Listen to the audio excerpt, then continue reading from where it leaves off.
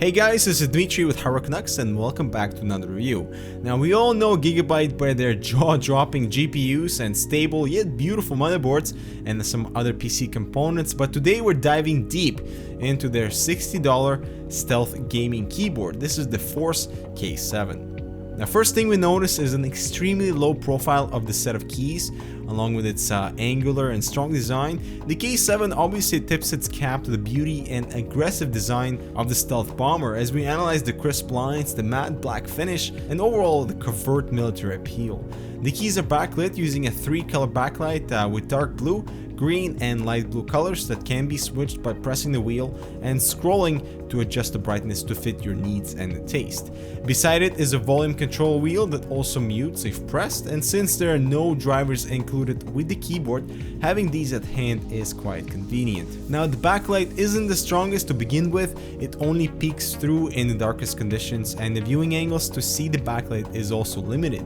The size of the keyboard is about average for gaming devices and features an extended but not removable armrest, as well as adjustable feet with rubber pads to prevent from slipping. Now one thing to note is that there are no USB pass-through at all, so for a gaming keyboard at this price point, we find this oversight a little bit confusing. Now taking a look at the keys themselves, Gigabyte has opted to use a membrane-based slim scissor key structure, similar to that of many laptops, and considering this is a gaming keyboard or gaming oriented, this leaves quite a bit to be desired. The keys feel mushy and somewhat non-responsive as we don't get that tactile feedback that we've gotten accustomed to with mechanical keyboards. But based off the name, the stealth aspect of the keys may be appealing to those not really happy with the loud mechanical switches. And the K7 is extremely quiet but doesn't exactly land in the gaming category. In fact, mechanical switches have become the norm with gaming setups, so using scissor switches leaves us scratching our head a little bit. However, despite the use of scissor key structure, Gigabyte has implemented a solution for those gamers who worry about input lag. They have implemented anti-ghosting capabilities around the WSD zone, including Q, left shift, and spacebar, so they are all registered without conflict. But for a gaming keyboard, the lack of full end key rollover is a bit disappointing. Plus there's no software for the Force K7, meaning no macro recordings, which is again something we've gotten accustomed to in gaming peripherals. Now I'm coming back to the layout of the keyboard. We find function keys at the top where we have come to expect them, and included is something we haven't seen in a while are shortcuts for Facebook, Google, and Twitter. Plus you can open calculator and task manager from there as well. And we have all the media controls as well. A little bit unusual for a gaming keyboard, but we're not complaining.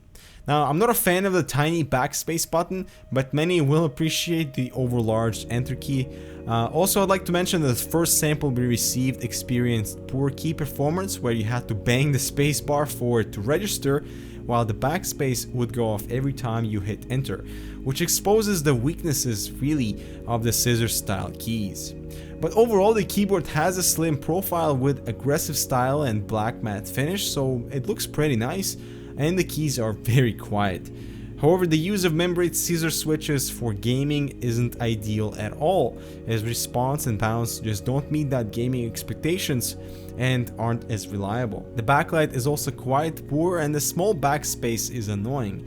Anti-ghosting rollover is only on the WSD cluster, and at $60 price point it's a bit high considering mechanical alternatives are quite close to this price range. Plus there's no driver software to record your macros, which is disappointing. Now the Force K7 is a very quiet keyboard, so if that's your priority when you game, it's a worthy of a consideration.